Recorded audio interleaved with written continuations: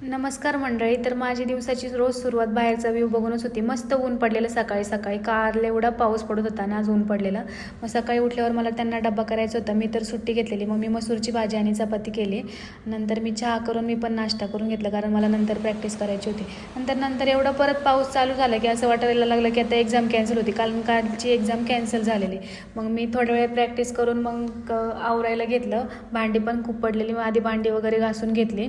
नंतर मग किचन साफ करायला घेतलं. दूध उतू गेलेलं. घरी असलं ना की एक्स्ट्राची कामं काही ना काही निघतच असतात. मला माणसांना वाटतं ही दोघंच राहतात, पण काय काम असतं. पण प्रत्येक काम त्या एका व्यक्तीलाच करायला लागत असतं, त्याच्यामुळं काम भरपूर असतं. दोघं जरी असली ना तरी भरपूर काम असतं. त्याच्यामुळं मग आधी किचन वगैरे क्लीन करून घेतलं. मला किचन स्वच्छच आवडतं. व्हिडिओसाठी मी ह्या गोष्टी करत नाही. माझं आधी पण तुम्ही पाहिलं कधी, आता काहींनी पाहिलंच असेल की आधी पण माझं नेहमी किचन स्वच्छच असं. बघू शकता तुम्ही किती छान वाटतंय असं स्वच्छ किचन. नंतर मग ते कामं वगैरे आवरल्यावरती मग मी प्रॅक्टिसला बसले. आधी लेटरची फॉर्मेटिंग वगैरे शिकून घेतली, कारण आहे ना येणे जाण्याने मला एवढा वेळ वाया जात होता ना. मला क्लासकडं माझं पूर्ण दुर्लक्ष झालं एवढं 10-15 दिवसात. त्याच्यामुळं मग सगळं मी विसरून पण गेलेले आहे. मग प्रॅक्टिस तसं स्पीड पॅसेजचं मला टेन्शन नव्हतं, स्पीड होतं मला. पण फॉर्मेटिंग MCQचं माझं काही स्टडी नव्हतं झालं.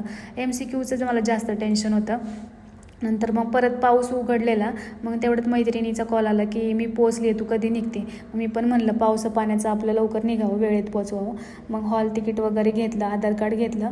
त्यांनी तसं तिथं गेल्यावर फक्त आमचं हॉल तिकीट आणि आधार कार्डच पाहिलं. त्यांनी 10वीचं मार्कशीट पण आणायला लावलेलं, पण त्यांनी काही चेक नाही केलं.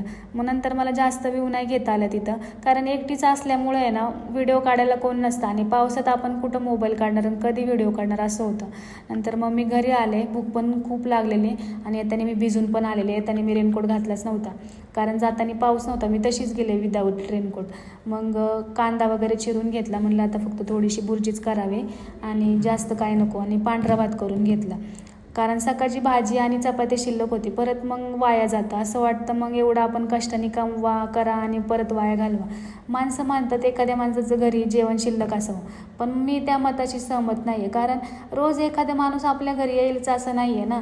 आणि आजकाल सगळ्यांकडे मोबाईल आहे, सगळे कॉल करूनच येतात आपल्याकडे. असं कोण अचानक कधीतरी एखादं सरप्राईज देतं, शक्यतो नाहीच देत. मग त्याच्यामुळं आपल्याला नंतर त्यांना गरम गरम सर्व करता येतं. असं काही नाही की आपण आधीच करून ठेवलं पाहिजे ना अचानकच कोण येईल. त्याच्यामुळं मी तर त्या मताची सहमत नाही आहे. नंतर मग कोथिंबीर वगैरे मी सगळं चिरून घेतलं. पांढरा भात पण मी शेजारी ठेवलेलं गॅसवरती गरम गरम. नंतर मग कढई तापली, कढई तापत ठेवली. नंतर त्याच्यात तेल टाकलं. कसं आहे ना, आता मी हे नवीनच सुरुवात केली आहे. काही गोष्टी माझ्याकडून पण चुकत असतील व्हिडिओ बनवताना. मी कॉन्फिडेंटली मी अजून बोलत पण नाही आहे, कारण मला असं जास्त बोलायची सवय नाही आहे. तरी पण मी ट्राय करते आहे. तर तुमच्या पण सपोर्टची मला गरज आहे. त्याच्यामुळे तुम्हाला व्हिडिओ आवडत असतील तर तुम्ही पण दुसऱ्यांना पाठवत जा. सबस्क्राईब करा, शेअर करा, दुसऱ्यांना लाईक करा.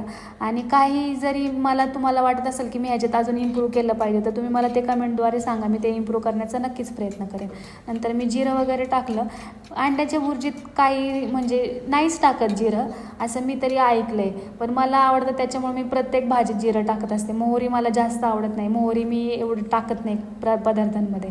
नंतर मी तुम्हाला अजून नवीन नवीन रेसिपी करून दाखवतीलच. तसं मला व्हेजपेक्षा नॉनव्हेज बनवायला जास्त आवडतं, त्याच्यामुळं मी जास्त नॉनव्हेजचेच व्हिडिओ टाकणार आहे. नंतर मग आवडतं म्हणजे मला खायला पण आवडतं, त्याच्यामुळे मी जास्त तेच बनवते. व्हेजचं जास्त मला एवढं येत नाही. नंतर मग कांदा टॅमॅटो वगैरे सगळं परतून घेतलं. टॅमॅटो पण माझ्याकडून जास्त चिरला गेलेला, तो पण वाया नव्हता घालवायचा, म्हणून मी सगळं टाकून दिला. बुर्जीत ॲडजस्ट होऊन जातं आणि कांदा टॅमॅटो जास्त. नंतर मग कोथिंबीर टाकली थोडीशी. मीठ मी नंतर टाकलेलं. आधी मग अंडी वगैरे फोडून घेतली. 2च अंडी घेतलेली ते पण मी, कारण भाजी शिल्लक होती तुम्हाला मी सांगितलंच. ते मग मापतच करायचं. आपल्याला अंदाज आलेला असतो आपल्या 2 माणसांना किती जेवायला लागतं. मग 2च अंड्याची बुर्जी केली. त्यांना पण जास्त भूक नव्हती, त्यामुळे ते पण बोललेले मी थोडंच खाईल. मग बुर्जी करून घेतली. बुर्जी पण काही माणसांना आहे ना असं जास्त शिजलेली नाही आवडत, असं थोडंसं फ्राय करतात आणि तसेच ते घेतात कच्ची खायला. मला तर बुर्जी तशी पण नाही आवडत. मला असं पूर्ण आहे ना त्याला अशी बारीक बारीक बारीक करून घ्यायला लागते, पूर्ण शिजून. तुम्ही बघू शकता मी उन्हातल्याने त्याला किती किती बारीक केलं आहे. नंतर कारण आहे ना तसं कच्चं ठेवलं ना तर त्याचा वास येतो. एक तर ऑलरेडी आपण करताना त्याचा वास नाकात बसलेला असतो, नंतर परत खाताना वास आला ना ती खायची इच्छा पण नाही होत. मग भूक मला एवढी लागलेली ना की मी गरम गरमच करून खायला बसणार होते, कारण त्यांना यायला लेट होणार होतं. मग असं पण थांबून काय उपयोग नव्हता. कोथिंबीर टाकून मग परत फ्राय केली भुर्जी मी. गरम गरमच खायला घेणार होते मी. मग नंतर ताट बनवायला घेतलं. गरम सगळं मसूरची भाजी वगैरे चपाती सगळं गरम केलं. आणि असा होता माझा आजचा दिवस. बघा तुम्हाला कसं वाटतंय, आवडलं तर लाईक करा, शेअर करा आणि आपल्या मराठी माणसाला सपोर्ट करा. बाय बाय, भेटू नेक्स्ट ब्लॉगमध्ये.